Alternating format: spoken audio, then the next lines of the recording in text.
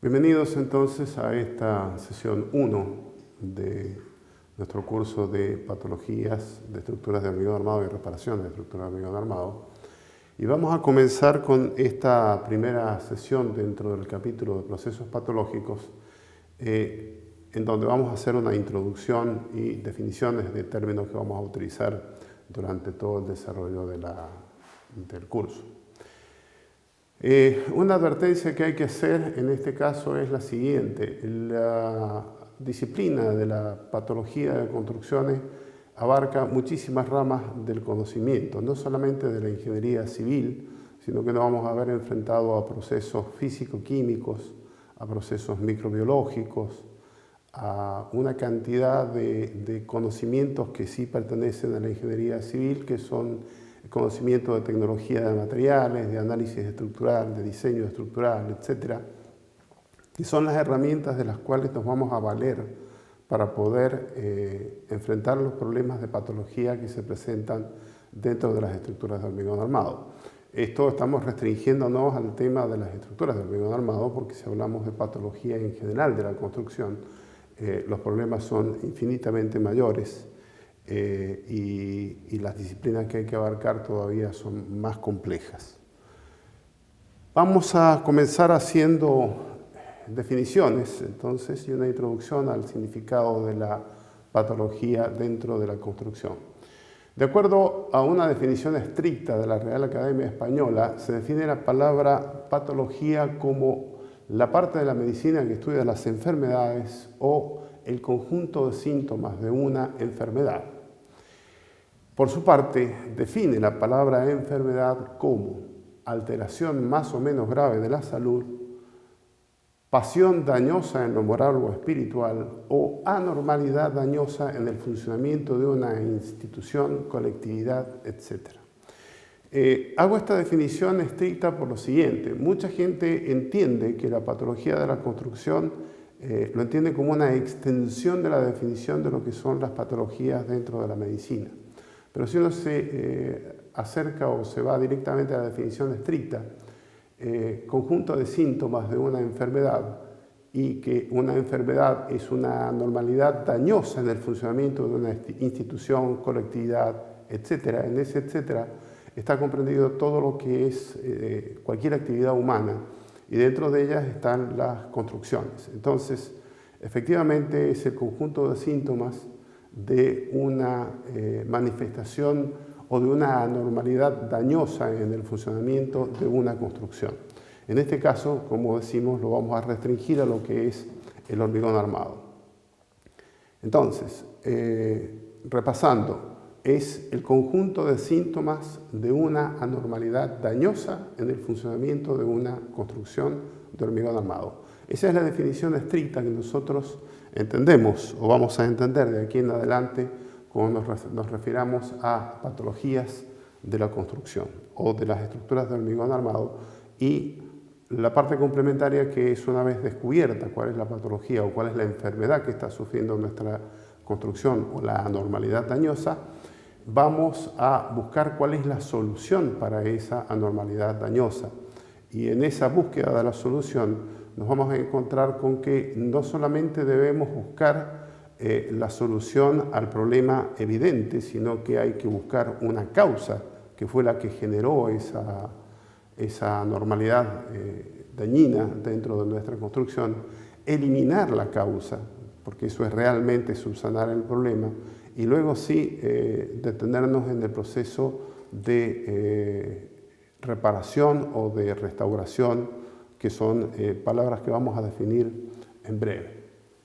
Entonces, en base a las definiciones anteriores, estamos en condiciones de afirmar que la patología de la construcción es la ciencia que estudia el conjunto de síntomas de una anormalidad dañosa, enfermedad, en una construcción que se evidencia en una edificación o alguna de sus unidades con posterioridad a su ejecución. Esa es entonces la definición estricta a la cual nos vamos a referir de aquí en adelante. Algunos autores hacen referencia a lo que sería la patología preventiva, lo cual es absolutamente erróneo, ya que en este caso no se ha manifestado ningún síntoma de una anormalidad dañosa. Lo que sí se puede hablar es de acciones preventivas para que no se produzcan estas patologías, que llevándolos al campo de la medicina, haciendo un paralelo entre ambas disciplinas, podríamos hablar o decir lo que es una vacuna, es decir, anticiparse a un proceso dañino. En este caso, como dijimos, corresponde hablar de acciones técnicas de todo tipo de disciplinas preventivas, cuyo objetivo final es evitar que se produzcan daños posteriores. Y ese es el objetivo que nosotros vamos a tener en el desarrollo de nuestro curso. Para ello vamos a recurrir a adoptar una serie de medidas de diseño constructivo, selección de materiales adecuados y uso, protocolos de mantenimiento, control de carácter preventivo. También vamos a controlar lo que es el proceso constructivo, porque muchas manifestaciones de estas patologías se producen porque quien diseñó pensó las cosas de una manera y quien las ejecutó las pensó de otra manera distinta. Ambas posibles, pero no van en paralelo, no conversan una con la otra. Entonces se comienzan a producir problemas después de tipo estructural, de tipo físico-químico o cualquiera de un proceso patológico que nos conduce a la corta o a la larga, porque puede ocurrir inmediatamente o puede ocurrir con mucha posterioridad a que se manifieste una anormalidad dentro de la construcción. Hay una serie de ejemplos que vamos a ir viendo a lo largo de la exposición del curso. Una cosa sí, es un curso en donde hay muchas definiciones, donde hay mucha intervención de procedimientos descriptivas de procesos químicos, etcétera, de los cuales generalmente no estamos habituados a analizarlos, pero que es absolutamente inevitable su abordamiento, por lo cual en algunos momentos puede ser algo tedioso toda esa tarea, pero lamentablemente es absolutamente necesaria. Estas últimas acciones preventivas son las más difíciles de realizar, sobre todo en obras públicas, ya que no forman parte de los presupuestos asociados a su diseño y posterior ejecución. ¿Qué pasa con las construcciones públicas en general? Cuando uno trabaja en relación con un privado, al privado normalmente le dice, mire, necesito contratar a un conjunto de personas que son quienes se van a hacer cargo del diseño, tanto arquitectónico como estructural, y luego van a hacerme el seguimiento de la estructura. Entonces, todo el proceso constructivo se desarrolla bajo la acción y supervisión de un equipo conjunto que sabe qué es lo que quiere e inclusive puede intervenir durante el proceso constructivo a fin de evitar que se produzcan futuros problemas en la construcción. En las obras públicas usualmente o el proyecto lo hace o el diseño arquitectónico lo hace la entidad oficial que le compete el tema. En este caso generalmente son reparticiones del Ministerio de Obras Públicas. Luego lo pasa a otra división que es la que se encarga de hacer el diseño estructural, o si no, llama a un equipo externo, hace una licitación y llama al diseño estructural, o desde el comienzo diseña la arquitectura por un lado, el diseño estructural por otro, hasta que finalmente, habiéndose hechas las especificaciones técnicas, se llama a una licitación para que se haga la construcción. Y ahí es donde aparecen muchos actores interviniendo en nuestro edificio que finalmente conducen a que hayan incompatibilidades, inconsistencias, falta de comunicación entre los diversos equipos de trabajo, y no es difícil que se produzcan patologías severas tanto a corto como a largo plazo. Mucho mejor sería que estuviéramos siempre en la posibilidad de una acción bajo una sola cabeza, por decirlo de alguna manera, para tratar de evitar todo este tipo de fenómenos, o contar con especificaciones técnicas sumamente elaboradas y detalladas, pero lamentablemente en mi experiencia lo que uno encuentra como especificación técnica en general es un cortar y pegar de distintas estructuras o de distintos proyectos similares que no tienen por qué ser iguales, y conducen a veces a incongruencias o inconsistencias o vacíos que los cubre luego una inspección que no tiene la más mínima noción de cuál fue el objetivo con el cual o la ideología con la que se hizo tanto el diseño arquitectónico como el diseño estructural, como la elaboración de las especificaciones técnicas para definir los materiales que van a utilizarse en esa construcción. Todos estos elementos hacen que se conjuguen en una forma muy maliciosa y atendiendo siempre a las tan mencionadas leyes de Murphy, se cumple inexorablemente que si alguna cadena de circunstancias puede confabularse, por decirlo de alguna manera, para producir un problema, esténse seguros que lo va a hacer en la forma en que sea más compleja y más dañina. Y eso aparentemente es inexorable, o sea, se cumple con mucha frecuencia, demasiada frecuencia.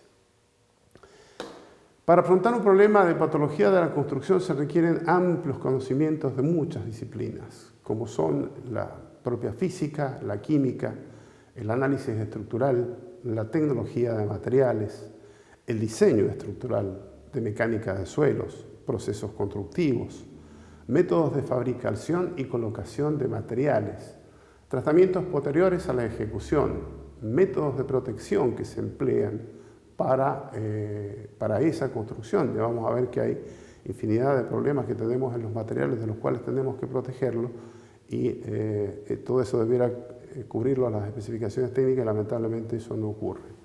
Durabilidad o tiempos de vencimiento de los métodos y materiales de protección. Hay muchos, haciendo nuevamente el paralelo con la medicina, se van a encontrar con medicamentos que dice fecha de elaboración, fecha de vencimiento. Y uno no se atrevería a tomar un medicamento fuera o más allá de la fecha de vencimiento. Bueno, en la construcción se utilizan muchísimos materiales de protección que también tienen una fecha de vencimiento y tienen condiciones a las que no deben ser expuestos o contraindicaciones que normalmente no se respetan como debieran y eso genera problemas a futuro. Condiciones medioambientales. Las ciudades, los ambientes industriales son tremendamente agresivos y eso lo vamos a ir viendo un poco con el tiempo.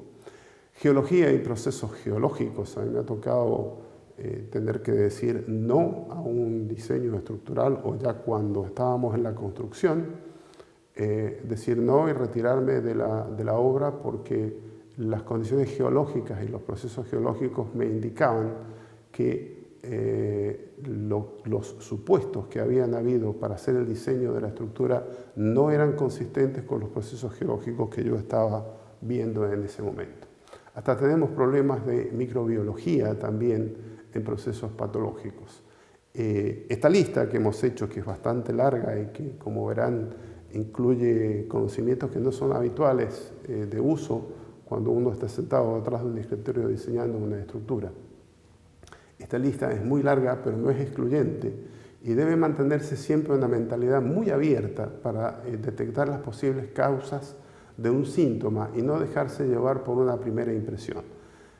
Hay circunstancias que nos van a decir esto es un problema de corrosión y cuando lo analicemos en profundidad nos vamos a dar cuenta que no es un problema de corrosión, que el problema está en otra parte. O me ha tocado participar en estructuras en donde todo el mundo estaba preocupado en una viga por las armaduras y el problema no estaba en las armaduras, la que más grave riesgo corría era la zona comprimida de esa viga. Todo por una acción que se había tomado en obra que era absolutamente inconsistente con el diseño de la estructura. Lo vamos a ver porque es un caso que, aunque parezca increíble, son bastante frecuentes y se presentan en todas las obras y en todas las obras nos van a decir, por favor, ¿por dónde puedo pasar una tubería, una cañería, un sistema de aire acondicionado? No tengo espacio entre el fondo del cielo falso o cielo raso suspendido y la estructura.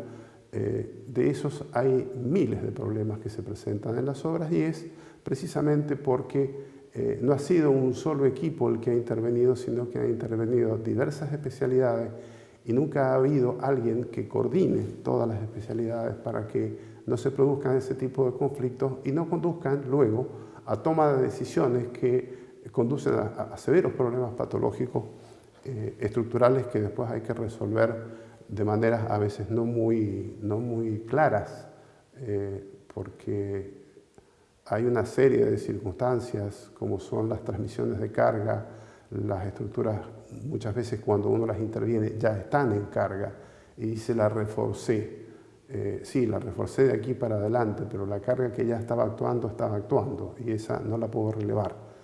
Relevarla muchas veces es muy difícil para decir, esta estructura quedó trabajando finalmente como yo creo que está trabajando. Eso también es un problema que vamos a ver en los procesos constructivos, como hay veces que llegan a manifestarse y otras veces que no llegan a manifestarse, sino hasta pasado un largo periodo de tiempo. Y normalmente uno cuando busca la documentación original de la estructura no se encuentra, y eso es algo que yo pido siempre, por favor, que se archive la documentación que dio origen a una estructura, porque ante un eventual el problema patológico es fundamental conocer cuál fue la intención del diseño. En esta etapa uno puede verse tentado a considerar que existen muchos especialistas en las diversas disciplinas y por lo tanto siempre se puede conformar un equipo para analizar la problemática patológica. Sin embargo, debe considerarse que existe un responsable que debe seleccionar el equipo, aprobar las metodologías de estudio, considerando las limitaciones presupuestarias con que se cuenta, porque metodologías para análisis hay infinidad, desde costos así de pequeños a costos muy elevados. Entonces hay que ver si la metodología de diagnóstico que nosotros vamos a utilizar, o de diagnóstico de la patología, es compatible con el costo del bien que se está intentando salvar, o restaurar o rehabilitar. Y eso va a ser una limitación obviamente importante en el análisis de nuestro proceso patológico. Nosotros aquí vamos a considerar todas las herramientas, pero van a ver que algunas pueden llegar a ser sumamente costosas e incluso dar resultados que son a veces no totalmente confiables, o nos van a dar una idea o una orientación de cuál puede ser la causa, pero no nos van a decir con seguridad cuál es el problema. Yo siempre analizo la situación de la siguiente manera, o trato de explicarlo de la siguiente manera, tanto para el diseño estructural como para el análisis estructural, para todo ese tipo de cosas, o ahora con mucha mayor razón para los problemas de patología de la construcción. Uno intenta saber lo que está dentro de una habitación, entonces uno puede apelar como primer recurso, mirar por el ojo de la cerradura o por alguna endija que haya en la puerta, y si lo que hay dentro de la habitación es simplemente una silla, esa metodología va a ser suficiente porque vamos a alcanzar a verla. Ahora, si advertimos que hay más cosas adentro, vamos a tratar de buscar una ventana o algo que nos dé un poco más de visión y probablemente lo encontremos. Cuando encontremos esa ventana vamos a ver que tenemos bastante más cosas dentro de la habitación, que hay algunas que están en puntos ciegos, o sea que no las podemos ver. Hay muebles y hay cosas detrás de los muebles y hay estados detrás de los muebles que nosotros no vamos a poder apreciar mirando desde la ventana. Lo más que vamos a poder llegar a hacer es pedir fotografías de dentro de la habitación. Lo que nunca vamos a poder hacer es estar dentro de la habitación. Eso hay que sacárselo de la cabeza. O sea, conocer la verdad absoluta desde nuestro punto de vista, tanto como desde un análisis estructural, desde un diseño estructural y mucho más desde el punto de vista del proceso de análisis de una patología que se presenta en una estructura, sin ninguna duda no vamos a poder estar dentro de esa habitación y saber cuáles son todas las causas. Y si uno no parte con esa limitación en la cabeza, consciente de que tiene esa limitación, va por mal camino, porque va a tomar decisiones que son erróneas. Para afrontar estos problemas debemos observar los síntomas, deducir muchas veces las causas, su origen, el proceso que la llevó al punto en el que estamos viendo y la evolución que condujo a ese estado final que se nos está presentando. Rehabilitar una estructura o edificación implica recuperar sus funciones principales mediante distintas acciones sobre los miembros o elementos que han perdido su funcionalidad y sufrido un deterioro en su integridad. Esta puede ser estructural o de aspecto. Nosotros vamos a centrarnos en lo que es la parte estructural, aunque muchas veces nos van a pedir que también nos hagamos cargo de la parte del aspecto. En este proceso es necesario contextualizar la edificación históricamente, a efectos de determinar cuál era el estado del conocimiento y cómo puede haber incidido en que la edificación manifieste los síntomas que actualmente evidencia. Este es una frase muy cortita, pero dice mucho, porque hay toda una evolución del pensamiento y del conocimiento dentro de la disciplina de la ingeniería de las estructuras, y hay que ser consciente de ello y hay que contextualizar a nuestra edificación en el momento en qué era lo que se conocía, en el momento en que se diseñó, se construyó, se concibió esa construcción, tanto desde el punto de vista del análisis estructural, de las tecnologías de desarrollo de materiales, de las tecnologías de construcción, de lo que se sabía que podía producir o no a largo plazo ese problema. Por ejemplo, en los años 40, haciendo el paralelo con la medicina, no se sabía que el tabaco producía los fenómenos que finalmente hoy somos conscientes, y fumar era una acción social terriblemente dañina, pero que en aquellos momentos se desconocía. Puede pasarnos exactamente lo mismo con los procesos patológicos. Y normalmente nos vamos a ver enfrentados a procesos patológicos, en general, mayormente en estructuras antiguas. Hay que buscar cuál era la normativa, difícilmente encuentren documentación. Si la encuentran, va a ser todo un placer encontrar esa documentación y saber y ponerse en la posición del diseñador que intervino en esa estructura. Pero necesariamente vamos a tener que conocer la reglamentación y qué era lo que se conocía de tecnología de materiales, etc. Yo de una oportunidad estuve en el proceso de tener que hacer la rehabilitación de un puerto muy antiguo en Chile, en Antofagasta, que había sido construido hacia 1897. En 1895 había comenzado la construcción. Entonces, una de las personas del Ministerio de Obras Públicas, a quien yo le decía, no se puede introducir personal a trabajar sin primero asegurar la construcción porque está en muy malas condiciones, y haciendo un análisis de seguridad probabilístico uno se da cuenta de que las condiciones de seguridad de trabajo eran muy bajas.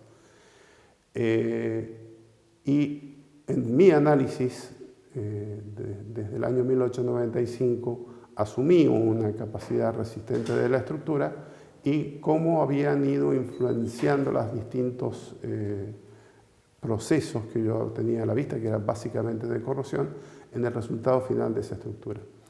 Me dijeron, no, pero es que en aquellas épocas se tomaban factores de seguridad mucho mayores.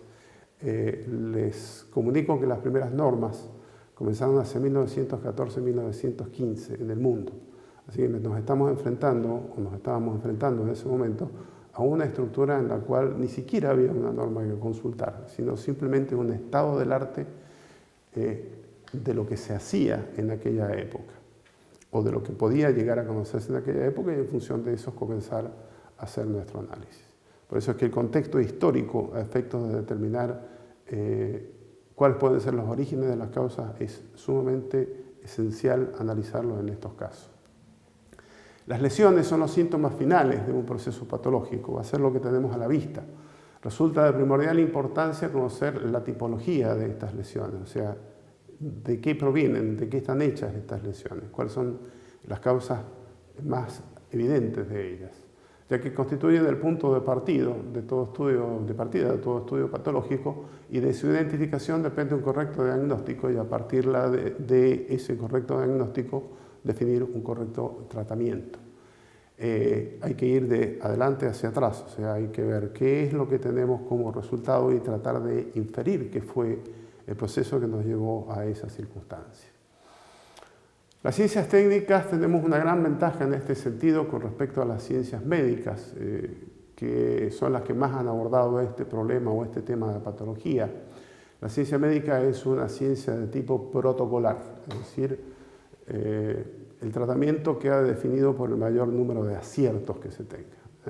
Ustedes van a ver, si miran un prospecto médico, van a decir en el 98% de los casos el medicamento sugerido o el medicamento obtiene resultados de tales y tales naturaleza, pero también tiene ciertas contraindicaciones y en tales casos, en un porcentaje menor, ha producido otras enfermedades o directamente ha producido el deceso del paciente.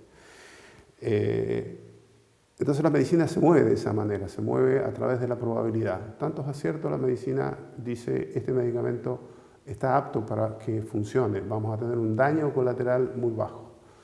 Afortunadamente nosotros dentro de las ciencias técnicas tenemos una mayor capacidad deductiva, tenemos como predecir por lo menos si una estructura está en condiciones de resistir o no está en condiciones de resistir, tenemos una evaluación de solicitaciones, sabemos cuál es la resistencia de los materiales, podemos sacar un pedazo y ensayarlo, cosa que no podemos hacer con una persona.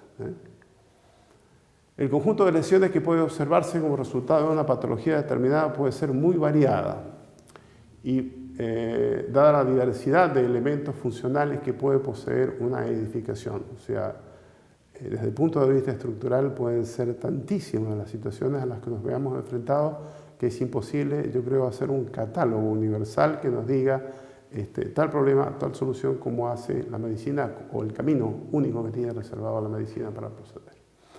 A grandes rasgos, las lesiones que se presentan las podemos agrupar en 4 tipologías fundamentales.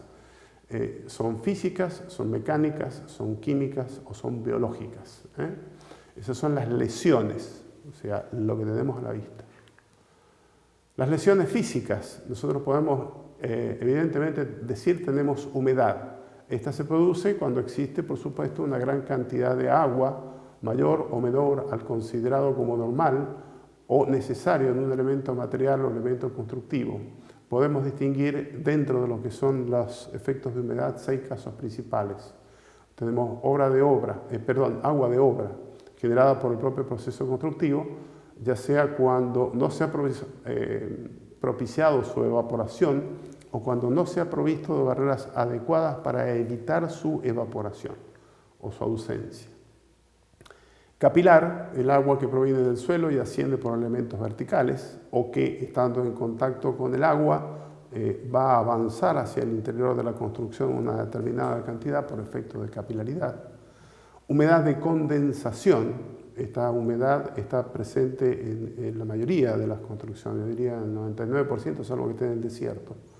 Se produce por la combinación de 3 factores: la humedad relativa ambiente, la temperatura ambiente y la temperatura de la superficie del elemento. O sea, tenemos una humedad relativa, póngale un 60 o un 50% de humedad relativa, que es la que nos está indicando cuál es el punto de saturación del ambiente o la saturación del aire de humedad. Si llegamos al 100% de humedad, por supuesto, se producen gotas espontáneamente que caen. ¿Bien? Eso es ya lluvia, pero tenemos siempre una humedad relativa ambiente.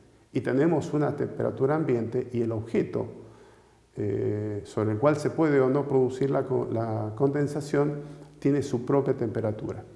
Vamos a un caso específico que todos lo deben haber vivido: el empañamiento de los vidrios, de los cristales de un automóvil, cuando hay mucha gente en el interior. Cuando la gente habla, produce humedad, ¿bien? O evapora humedad, o simplemente por su temperatura corporal evapora humedad. Eso genera además una temperatura, la presencia de personas, calefacción, etcétera, genera una temperatura interior. Sin embargo, el cristal está más sometido a la temperatura exterior que a la temperatura interior y está a mucha menor temperatura muchas veces que la que tenemos nosotros en el ambiente en el cual estamos dentro del automóvil.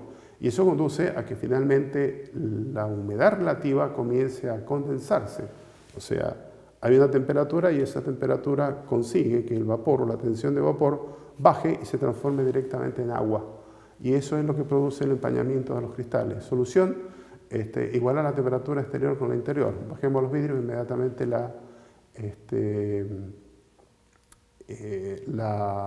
el empañamiento va a desaparecer. La otra solución: poner el desempañador. Eso levanta la temperatura del cristal y evita el proceso de condensación. O sea, tratamos de igualar la temperatura del cristal con la temperatura interior. Eso pasa dentro de un ambiente siempre. Por ejemplo, uno de los casos más típicos de condensación de humedad es tener un muro de hormigón armado de bajo espesor, por ejemplo 10 centímetros, en una zona que es muy fría y tenerla muy calefaccionada internamente.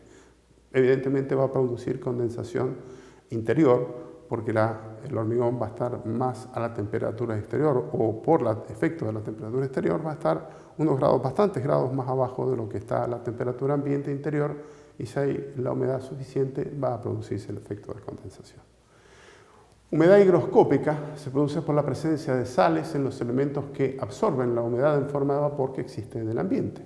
Ustedes, por ejemplo, en ciudades costeras como Lima, van a encontrar que la sal no sale del salero, y es porque está toda agrumada, y está agrumada porque la humedad que hay es alta, la humedad relativa, y las sales tienden a absorber el agua para llegar a un estado más estable, y eso hace que la sal no fluya. Bueno, eso ocurre en todos los materiales que potencialmente o que tienen sales por su origen.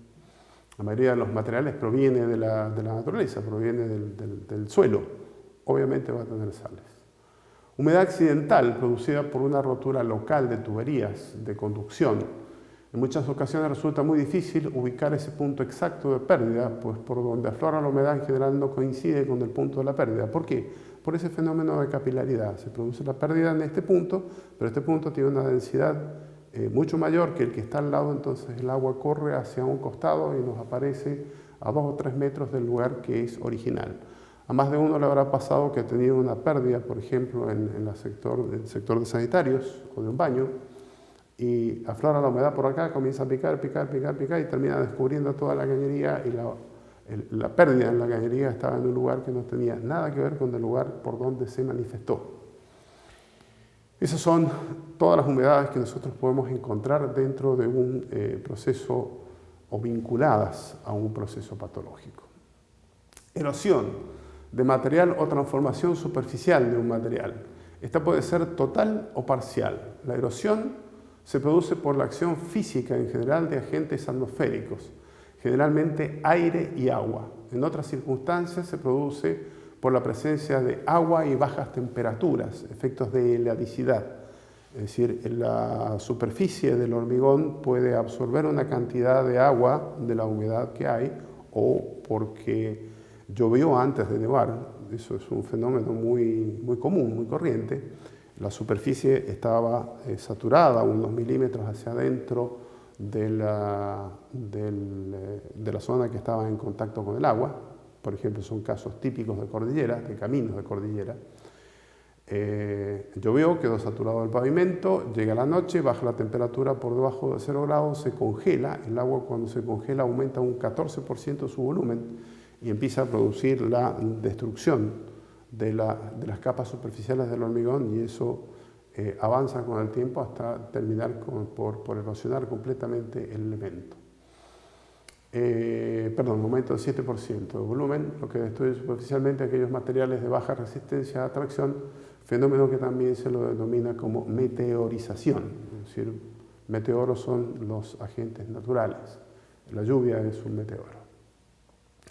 Lesiones mecánicas. Si bien las lesiones mecánicas tienen su origen en la física, su definición se vincula, o su denominación se vincula más a las propiedades mecánicas de los materiales relacionados con los esfuerzos a los que se ven sometidas. Es decir, son las características que nosotros usualmente empleamos en el diseño, y se las puede dividir en deformaciones. Se refiere a cualquier variación de la forma del material como consecuencia de esfuerzos mecánicos producidas durante su ejecución o cuando éstas entran en carga. Y vamos a distinguir dentro de todas estas a los siguientes subgrupos. Flechas.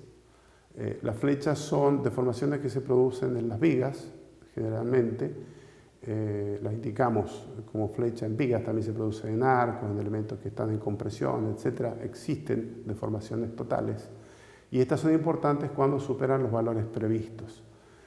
Son importantes cuando se deben a exceso de carga o a transmisiones de deformación de otros elementos estructurales vinculados. Se puede romper un cristal por exceso de deformación de una viga, por ejemplo. Durante procesos de montaje es usual mantener un estricto control topográfico de deformaciones o de flechas, porque eso va a ser un indicador de si la estructura o si el proceso de montaje se está llevando a cabo en forma adecuada o en forma inadecuada, o está produciendo flechas que no estaban previstas o que no son compatibles con el estado de carga que tiene la estructura. Eso se hace mucho, sobre todo en estructuras que son muy sensibles a ciertos problemas. Un caso es el de las vigas Vierendel. Las vigas Vierendel, que son, vamos a hacer un dibujito para representarlas, son estructuras aparentemente hiperestáticas. Habían tocado construir varias, por eso sé cuál es el proceso y el punto débil que tienen estas.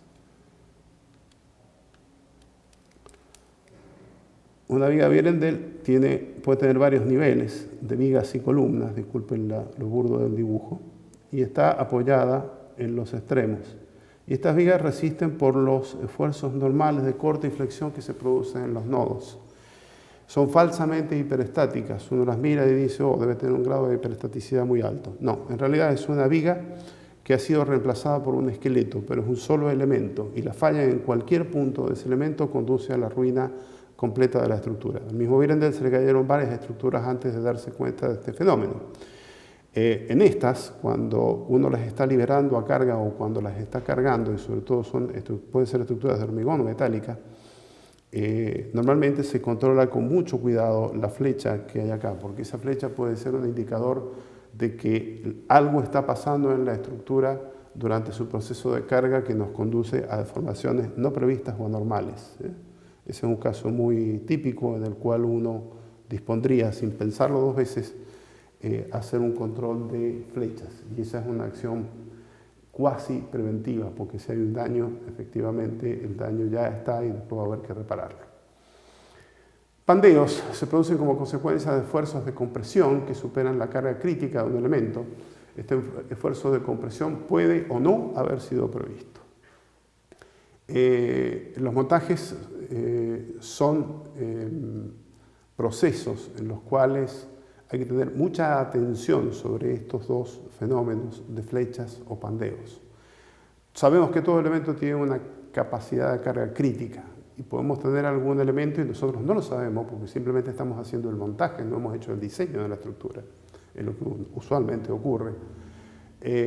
Puede ser que un elemento cualquiera tenga un factor de seguridad 3 o 4 frente al pandeo, que uno puede decir es amplio, pero un defecto de montaje puede hacer que vaya mucha más carga hacia ese punto del que estaba previsto y que realmente no tengamos ese factor de seguridad que nosotros estábamos pensando, sino que sea bastante menor porque creció la demanda, simplemente por esa causa. Desaplomes pueden producirse por excentricidad de cargas, asientos diferenciales en la fundación o por empujes horizontales previstos o no previstos, falta de mantenimiento de barbacanas, por ejemplo, en muros de contención, presencia de humedad excesiva en fundaciones y otras causas. Barbacanas son los desagotes que hay normalmente en los muros de contención, eso se ve mucho en los caminos, y son los que hacen que se evacúe el agua que se acumula detrás del muro de contención por efecto de la lluvia. Lo defino porque en distintos países tiene distintos nombres, entonces hay que saber de qué estamos conversando. Si esas barbacanas no están protegidas adecuadamente actualmente por un geotextil que está en la disponibilidad, obviamente se van a tapar y cuando haya una lluvia va a retener el agua y puede crecer la carga en una forma inusual y conducir al fallo de ese muro. Lo mismo ocurre también durante los procesos de montaje y a eso hay que estar muy atento en los procesos de montaje, que es cuando se monta una estructura por partes, muchas veces los elementos no coinciden porque han habido errores de replanteo, etc. Y lo que tiende a hacer el operario normalmente es a llevar la estructura al lugar que corresponda o que él estima que corresponde para poder pasar un tornillo y después atornillar la estructura completa y con eso le metió una cantidad de tensiones iniciales bárbaras. Yo he visto casos y he tenido que intervenir en casos en donde he visto operarios que estaban con un malacate, con un elemento de tracción, tomando una columna desde la parte superior para llevarla a la posición que él creía que correspondía para poder hacer el montaje. Por supuesto que le estaba metiendo una cantidad de esfuerzo enorme de una manera muy sensible para la estructura en ese momento. Eso hay que estar totalmente atento durante el proceso constructivo. La desatención de eso puede producir fallos que son realmente catastróficos. Alabeos se presentan en elementos superficiales y pueden deberse a varias causas. Entre algunas de ellas Podemos mencionar fenómenos de inestabilidad previstos o no, cargas transversales no uniformes, fenómenos de torsión o producidos durante su fabricación, que puedan haber producido estados de tensión o deformación iniciales no previstos o simplemente por errores de fabricación. Entre los errores, por ejemplo, que se pueden cometer cuando uno hace un análisis estructural, está la consideración de cuándo una carga, y eso en otros cursos ya lo he conversado, de cuándo una carga es rígida o cuándo no, o cuándo es flexible, o sea, cómo se comporta una carga realmente. Si yo tengo una viga, o una losa mejor, más bonito, y le pongo arriba una caja fuerte de acero, estamos haciendo un ejemplo extremo, pero para que se pueda entender la idea. Cuando esto se deforme, en realidad se va a deformar, la viga va a tratar de deformarse de esta manera, y esto es exagerado, pero ustedes van a ver que si desciende la carga va a tomar contacto solo en estos puntos y no va a ser capaz de tomar contacto en el punto intermedio. Y capaz que nosotros hemos asumido como una carga uniformemente distribuida y no lo es, es una carga concentrada en el perímetro de la estructura. ¿Por qué? Y porque es demasiado rígida frente al elemento que trata de soportarla. Entonces, eso también es una carga no prevista, porque nosotros no previmos que la estructura iba a recibir la carga de esa manera. Eso también puede producirse por procesos constructivos.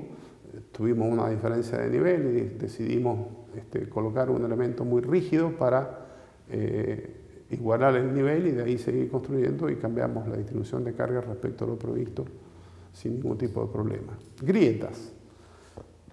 Se trata de aberturas de elementos estructurales que superan espesores de 1 milímetro. Estas grietas pueden o no atravesar todo el espesor del elemento estructural. Son siempre peligrosas y requieren de esfuerzos de apuntalamiento u otros medios cuando su patrón se puede asociar a algún esfuerzo estructural, por ejemplo, compresión, tracción, torsión, flexión o corte. Vamos a analizarlo más adelante. En algunos casos, el hecho de que atraviesen toda la sección o todo el espesor puede ser grave y en otros casos puede no ser grave, como vamos a también analizar más adelante. Las fisuras se asocian a espesores menores a 1 milímetro de espesor y pueden indicar un proceso de rotura siempre que puedan asociarse a un patrón de esfuerzos. En una viga nosotros podemos tener en el centro de una viga simplemente apoyadas fisuras pequeñas de 1 milímetro, pero si son verticales, no atraviesan toda la sección y están distribuidas en áreas compatibles con las máximas solicitaciones, obviamente es porque allí se está produciendo algún fenómeno de fluencia. Inmediatamente mediremos la flecha, hay una serie de acciones que se pueden tomar para saber si realmente esa estructura puede estar afectada o no. O puede ocurrir que una viga que no tiene carga, yo he visto casos, tiene una grieta que la atraviesa completamente de lado a lado y está solita, no está con nadie. Y se debe a que le faltó armadura para evitar efectos de retracción o problemas de dilatación, simplemente. Y como no tiene carga, no hay ningún riesgo en que esa grieta esté más allá de que visualmente pueda ser poco agradable. Las fisuras y grietas pueden deberse en los casos graves a excesos de cargas, son aquellas que aparecen en los elementos de carga o por cargas no previstas o esfuerzos inducidos por deformaciones tales como asentamientos de terreno o deformaciones excesivas de elementos sobre los que apoyan. Hay una sesión en la que voy a hacer una exposición de varios casos que yo he vivido, en los cuales en algunos casos estas grietas eran importantes. Su origen podía haber sido constructivo, su origen podría haber sido el cálculo. Hay muchos casos muy interesantes, muy entretenidos para analizar. Por supuesto que eso no es exhaustivo, sino que simplemente da ideas, que es lo que pretende hacer este curso. Dilatación o retracción por variación de humedad o de temperatura. Es una causa muy habitual de fisuración. Estos casos no son importantes a menos que existan restricciones que impidan las dilataciones o contracciones, y en ciertos casos no pueden evitarse estas restricciones y la solución consistirá, dentro de lo posible, controlar el fenómeno a efectos de minimizarlo. También me he enfrentado a varios casos de estos y las fisuraciones pueden ser por retracción debido a secado son muy habituales en las estructuras y lamentablemente su periodo de desarrollo, su tiempo de desarrollo es extremadamente largo, son asintóticas hacia el infinito. Se puede decir que a los 12 años pueden llegar a manifestar el 60 o el 70% de la dimensión máxima que pueden alcanzar. Y eso depende fundamentalmente de con qué materiales estuvo ejecutada. Por ejemplo, los cementos chilenos tienen el doble de retracción que los cementos americanos o europeos. Entonces, depende mucho de la región, depende de muchas variables. Ese es el enfoque que se quiere dar a este curso, o sea, generar una apertura mental y generar una base de elementos en donde debemos potencialmente buscar el problema que estamos teniendo frente a los ojos. Deficiencias de detallamiento. Existen ciertos tipos de fisuras y grietas que se producen por un detallamiento defectuoso. Ni siquiera hay un error de cálculo. Que genera componente de esfuerzos inadecuados que producen fisuras o grietas sin explicación aparente. Esto es, vamos a ver algunos ejemplos también, son todos muy curiosos, algunos muy simpáticos y otros que producen un pánico excesivo y se han tomado medidas drásticas cuando las soluciones eran mucho más sencillas de lo que el problema estaba presentando. Desprendimientos. Los desprendimientos en general se producen por efectos de humedad, despasivación que genera corrosión o en otros casos por defectos de detallamiento en casos de hormigón armado. Esto suele ser frecuente en arcos o cambios bruscos de dirección, los desprendimientos de hormigón. Hay una palabra que está mencionada acá que dice despasivación, que genera corrosión. El acero es un material muy caprichoso desde el punto de vista de la corrosión. Hay varias causas por las cuales puede corroerse. Una es por oxidación puramente y la otra es por efectos galvánicos, que es otro problema distinto, pero ambos producen el mismo efecto final y las causas que dieron origen no tienen nada que ver una con la otra. La despasivación es un fenómeno, como les decía, el acero es un elemento muy caprichoso y si yo, por ejemplo, lo pongo en contacto con cal, se oxida. Si lo pongo en contacto con ácido, también se oxida. Entonces tiene una graduación entre lo más ácido y lo más básico. ¿Bien? La cal sería lo más básico que estamos teniendo en contacto con el acero, pero tiene un punto intermedio en el cual el acero se comporta en forma más pasiva, o sea, reacciona menos ante los efectos de oxidación.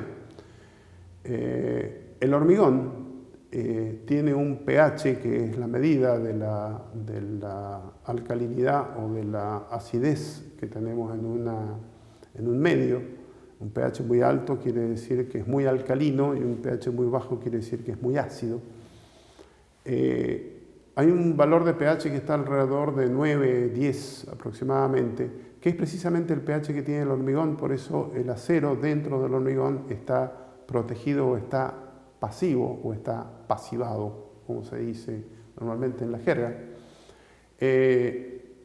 Y resulta que se produce un efecto que lo vamos a ver, que es la combinación del dióxido de carbono, que está presente en toda la ciudad y está presente en toda la naturaleza, que se va combinando con el hormigón en forma progresiva y a través de la humedad, que va generando un proceso de carbonatación del hormigón y esa carbonatación progresa con los años, hasta que llega a un punto en que la carbonatación avanza hasta donde recubría las armaduras. A partir de ese instante, las armaduras están despasivadas porque están en contacto con un medio que es agresivo, o sea, con un medio que lo va a corroer. Ese proceso se produce con los años y es inexorable, va a producirse. Lo que hay que hacer es ver de qué manera uno protege el hormigón para que retrasar ese proceso o para minimizar el avance del proceso de carbonatación. Ese es un proceso, por ejemplo, de despasivación. Cambios en el entorno también pueden producir procesos de despasivación de estructuras que están en contacto con el suelo, por ejemplo. Lesiones químicas son lesiones que se producen precisamente por procesos químicos y aunque no tengan relación con otros procesos patológicos descritos, la sintomatología que presentan muchas veces se confunden. Los efectos de corrosión son uno de los efectos que pueden ser debidos a lesiones químicas. El origen de estas lesiones suele estar vinculado a la presencia de sales, ácidos o álcalis que reaccionan provocando descomposiciones que afectan la integridad y durabilidad de los materiales, del hormigón o del acero en este caso, y podemos mencionar 4 grupos bien diferenciados. Las eflorescencias. Se trata de un proceso que suele tener como detonante la aparición de la humedad. La humedad es un catalizador de estos procesos enorme, por eso lo vamos a tener permanentemente en cuenta. Todos los elementos contienen sales solubles, sobre todo los elementos cerámicos como los ladrillos, las arenas que forman parte o los materiales inertes que forman parte del hormigón. Tienen sales solubles, cristalizan, el suelo también, en el paramento exterior donde se produce la evaporación del agua, o sea, en los más ventilados.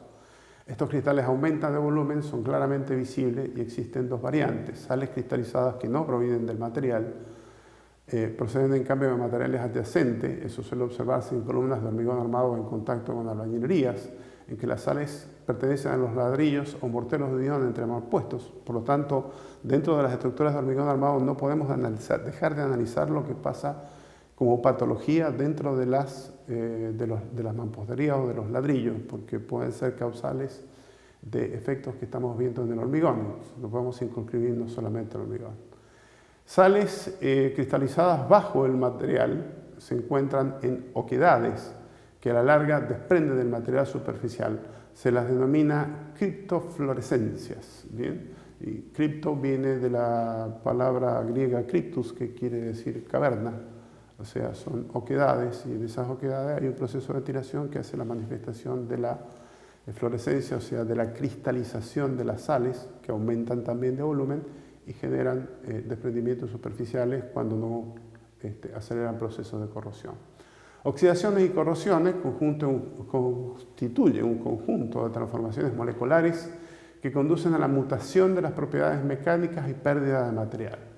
Los procesos, como les decía, son químicamente diferentes, pero se consideran en un solo grupo por su simultaneidad y sintomatología muy similar. Por eso lo vamos a considerar. La oxidación es la transformación de la metal en óxido al combinarse con el oxígeno.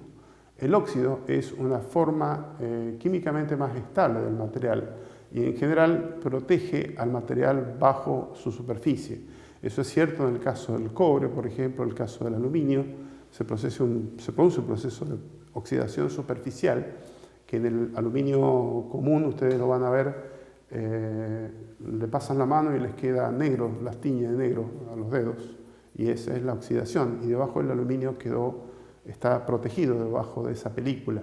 Hay un proceso que se hace electroquímico, que es el proceso de anodización, que es la estabilización de ese óxido, que no mancha, que no lo podemos sacar después y que hace que el aluminio quede protegido permanentemente. El acero, lamentablemente, no tiene esa posibilidad ni tiene ese proceso, sino que la oxidación que se produce es porosa y deja que avance el proceso de oxidación, transformándose en un proceso de corrosión. Corrosión es la pérdida progresiva de la superficie del metal. En algunos metales como el hierro y sus aleaciones, como es el acero, el óxido no es impermeable y permite el ingreso del agua, que es un electrolito necesario. Nuevamente, el agua es el catalizador de un proceso químico que afecta a la estructura. Para que el proceso de oxidación continúe y se produzca el fenómeno de corrosión, que vuelve al material friable, es un material que se desprende y se destruye con los dedos, y carente de resistencia y por lo tanto en pérdida de capacidad resistente para la estructura. El proceso de corrosión implica una pérdida de acero de aproximadamente 5 toneladas de acero por minuto en el mundo. O sea que es un fenómeno bastante salvaje, si uno quiere. ¿Y eso es por qué? Porque nosotros en la naturaleza encontramos el acero en forma de óxido, o al hierro lo encontramos en forma de óxido, lo transformamos por un determinado proceso en una barra que tiene una resistencia, etc. Pero el material siempre va a tratar de volver a su estado más estable. Y el agua es siempre un catalizador importante en todos estos procesos y en la mayoría de los procesos químicos. Lesiones biológicas. Todo organismo vivo, animal como vegetal, puede afectar la superficie de los materiales. El proceso patológico se debe a sustancias químicas que segregan y alteran la superficie de los materiales. Pueden ser sustancias ácidas o sustancias básicas, y esto genera, por ejemplo, oxidación. Animales. Existen formas animales que segregan sustancias ácidas o alcalinas y producen la corrosión de los aceros. En estas pueden intervenir las bacterias, que pueden ser de dos tipos: las quimilitrótrofas y las sulfobacterias, que generan sulfatos o generan ácidos que atacan al acero. Vegetales. Existen formas vegetales que se alimentan del sustrato sobre el que se apoyan y forman derivados químicos que atacan al hierro o al acero. Los hongos sobreviven en forma aeróbica y en forma anaeróbica. Su mecanismo de alimentación produce varios ácidos orgánicos como el ácido cítrico, el oxálico, el glucónico, etc. Y estos vuelven rápidamente susceptibles al hierro de entrar en estado de oxidación acelerada. Interesante. Causas de la lesión. Si la lesión es la que origina el proceso patológico, la causa es el primer objeto de estudio porque es el verdadero origen de las lesiones. Un proceso patológico no se va a resolver, como decíamos al principio, hasta que no sea anulada la causa que lo produce. Cuando únicamente nos limitamos a resolver la lesión descartando la causa, la lesión va a volver a aparecer nuevamente. Un caso típico es el de la fisuración por retracción. A muchos no les gusta al año de la obra tener la obra con una fisura, entonces dice, la rellenemos con algo que la repare. El proceso no se va a detener ahí y va a aparecer una fisura al lado. Eso tengan la plena seguridad. Una lesión puede tener una o varias causas, por lo que es imprescindible su identificación y un estudio tipológico de las mismas. Las causas se dividen en dos grandes grupos: causas directas, cuando el origen inmediato del proceso patológico, o cuando son el origen inmediato del proceso patológico, como son por ejemplo los esfuerzos mecánicos, agentes atmosféricos, contaminación, etc., o indirectas cuando se trata de errores, defectos de diseño o ejecución, son las que primero se deben tener en cuenta a la hora de prevenir, porque esas son previsibles. Las directas muchas veces no son previsibles. Intervenciones sobre las lesiones, reparación. ¿Qué significa la reparación? La reparación es un conjunto de acciones o de actuaciones, como demolición, saneamientos y aplicación de nuevos materiales, destinado a recuperar el estado constructivo y devolver a la unidad lesionada su funcionalidad original. Solo comenzaremos un proceso de reparación una vez descrito el proceso patológico con su origen o causa y la evolución de la lesión, y tratada esa causa y la evolución también. Si el proceso patológico se ha descubierto a tiempo, bastará con la simple aplicación de productos con una misión protectora, pero en algunos casos la reparación implicará la demolición o sustitución total de la unidad constructiva en la que se encuentra el foco de la lesión. En cualquier caso, la reparación se compone siempre de dos fases que son claramente diferenciadas. Primero se debe actuar sobre la causa o causas que originen el proceso, y una vez detectadas y solucionadas, estas se actuará sobre las lesiones. No se puede invertir el orden de la actuación ni actuar solo sobre la lesión, porque de este modo la causa, como dijimos, seguirá actuando y no podremos evitar que la lesión vuelva a aparecer. Para aplicar las técnicas reparadoras adecuadas es imprescindible tener en cuenta que un elemento constructivo dañado no es individual, sino que forma parte de todo el conjunto del edificio. Yo he recibido algunas consultas en decirme: tengo una columna que se agrietó por efecto de un descenso del suelo porque hicieron un subsuelo, un subterráneo al lado de mi edificio. Entonces lo voy a reparar poniéndole fibra de carbono. Perfecto. Pero primero tenés que estar convencido de que se detuvo el proceso de sedimento, porque vamos a reforzar la columna del primer piso y el problema va a aparecer en la columna del segundo piso. Ese es el problema que tenemos de actuar sobre el efecto y no sobre la causa que lo está produciendo. La restauración es otro proceso, y es cuando la reparación se centra en un elemento concreto o un objeto de decoración o históricamente muy importante. Bien, ahí hablamos de restauración, porque hay que tratar de volverlo al origen. La restauración entraña una gran dificultad para resultar coherente con el valor del edificio, entendido como una entidad individual, tanto del aspecto arquitectónico, histórico y artístico, que permita la transmisión de sus valores a la posteridad. Esos procesos de restauración son sumamente complejos. La rehabilitación comprende una serie de posibles fases: un proyecto arquitectónico para nuevos usos, un estudio patológico con diagnósticos parciales, cambio de funciones o destinos del edificio, reparaciones de las diferentes unidades constructivas dañadas y una restauración de los distintos elementos y objetos individuales. Esas son las diferencias entre reparar, restaurar y rehabilitar una estructura. Tanto en la reparación como en la restauración y rehabilitación se trabajará siempre con un anteproyecto de actuación que debe ser producido y minucioso, profundo y minucioso, y en el cual debe realizarse un estudio de cada uno de los elementos objetos de intervención. Es indispensable incluir una investigación histórica y técnica, una diagnosis de daños y sus causas y un proyecto de intervención general. El análisis histórico y técnico, como dijimos, nos permite estar al tanto de los distintos acontecimientos que se han producido en la vida del edificio y sobre todo conocer las distintas actuaciones que han tenido lugar anterior a la intervención que nosotros estamos programando realizar.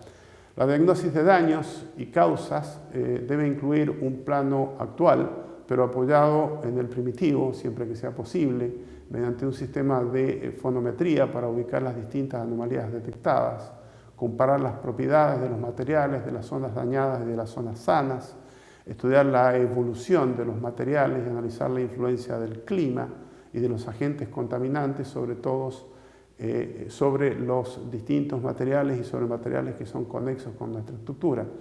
Las causas que originan las lesiones, sin embargo, es conveniente apuntar determinadas causas concretas que posiblemente encontraremos a la hora de restaurar, por ejemplo, un monumento histórico. Debido al tiempo de ejecución de los monumentos, que a veces era muy extenso, los materiales empleados no siempre eran los mismos ni mantenían homogeneidad. Por lo tanto, también variaban sus características físicas, lo que a la larga provoca una degradación que puede resultar muy variable de unas zonas a otras del mismo monumento.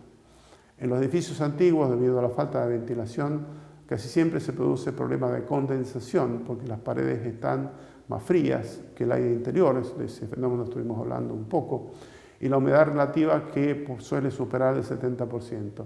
Esta humedad se va a localizar sobre todo en zonas sin circulación de aire, como en las esquinas, antepechos de ventana y bajos muebles y cuadros, y en edificios antiguos que eran muy altos respecto a las puertas, también en la parte superior cercana a las losas, que son lugares que tienen menor ventilación. Los cambios y transformaciones efectuados a lo largo de los años en el edificio y en general las acciones humanas resultan agresivas para cualquier material. Debido a las distintas necesidades de cada época, se van generando nuevas instalaciones que generan un exceso de carga que no existía en el edificio en su origen, o se hacen agujeros, pasadas, incluso se abren puertas afectando una estructura. Tengo un caso simpático también para contarles, que fueron realizándose a lo largo del tiempo y porque la persona no disponía de los planos y no sabía realmente lo que estaba haciendo. Tenía una necesidad, la llevaba adelante y no se daba cuenta el grado de afectación que le estaba produciendo la estructura. La prevención es el mejor de las soluciones para los problemas patológicos. El estudio de los problemas o de los procesos patológicos y sobre todo sus causas nos permiten establecer un conjunto de medidas preventivas, o sea, cuando uno ha visto muchos fenómenos, sabe dónde debe prevenir, destinadas a evitar la aparición de nuevos procesos. En esta prevención habrá que considerar sobre todo la eliminación de las causas indirectas que afectan a la fase previa del proyecto y ejecución, así también como al mantenimiento, es decir, la experiencia debemos ir acumulándola. O sea, por más que hemos dicho que la medicina es una disciplina protocolar, no debemos despreciarla, sino que debemos hacer uso de los buenos resultados que ha tenido para poder ir formando con la experiencia o mejorando las normas de construcción, las especificaciones técnicas, etcétera, para ir incorporando causas que han dado lugar a fenómenos patológicos que después pueden evitarse. Como conclusión de esta primera sesión, hemos definido cuál es el campo de la patología en la construcción. Hemos presentado los diferentes orígenes de las patologías constructivas, orígenes y causas de las lesiones, origen de patologías y orígenes y causas de las lesiones. Hemos abordado en forma genérica qué tipo de intervenciones necesitan las lesiones a efectos de erradicarlas en forma definitiva, eliminando o controlando las causas que le dieron origen. Ahí hemos hablado de acciones que podemos tomar que eliminan la causa o las minimizan. No siempre podemos eliminarla completamente. Se ha definido qué se entiende por reparación, restauración, rehabilitación y prevención. Y queda claro que la restauración no será abordada en este curso más allá de lo que implique una reparación estructural. No vamos a entrar en el proceso histórico. Y finalmente, este curso queda restringido a las construcciones de hormigón armado y de acero en cuanto estas constituyan estructuras mixtas en el hormigón armado. Es decir, no podemos dejar en un curso de patologías de hormigón armado de tocar ciertos temas que no están vinculados al hormigón armado, como es las estructuras metálicas, para saber todos los procesos que pueden implicar falla cuando están asociadas al hormigón armado en forma mixta. Hay muchos puentes que están dando vuelta por ahí que tienen la losa de hormigón y las vigas metálicas. No podemos dejar de lado ese fenómeno. No podemos dejar de lado que las albañilerías están en contacto con estructuras de hormigón armado y que pueden ser causas también de fenómenos que afectan a nuestra estructura de hormigón armado. En ese campo vamos a ir tocando todos los materiales que puedan afectar, como los suelos, que puedan afectar también a nuestra estructura de hormigón armado. Les agradezco mucho la atención dispensada para esta primera sesión destinada a introducirnos en el tema de la patología, y los espero para la próxima sesión. Muchas gracias.